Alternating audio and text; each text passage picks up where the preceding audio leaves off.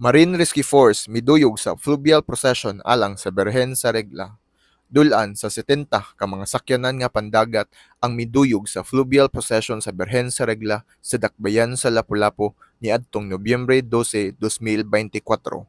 Naglangkob kini sa mga pamboats, speedboats ug mga sakyanang pandagat gikan sa PNP Maritime Police, Philippine Navy, Philippine Coast Guard ug Marine Rescue Force sa Lapu-Lapu City Fire District.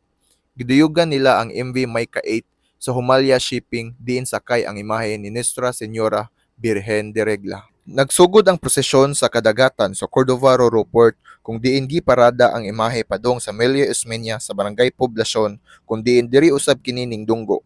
Ubay-ubay usab ang mga deboto nga ning salmot sa prosesyon diin nakahigayon sila sa pagsabwag sa buwak ngadto sa Birhen. Ang fluvial procession maoy nagbukas sa kasaulugan sa kapistahan sa Birhen sa Regla sa Dakbayan sa Lapu-Lapu.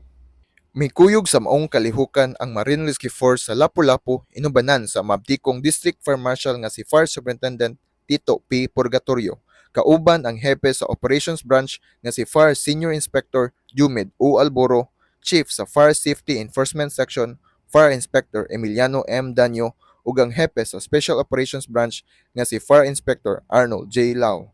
Ang partisipasyon o presensya sa Marine Rescue Force nagpakita lamang kini sa ilang commitment ug prinsipyo sa serbisyo ug pagpanalipod sa mga deboto aron luwas ug magmalampuson ang maong kasaulugan.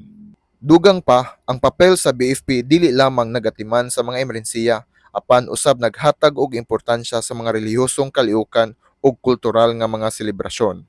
Alang sa BFP TV, kini si FO1 Yuayo Cabalhog Bagyo, madasigon alang sa kaluwasan sa publiko.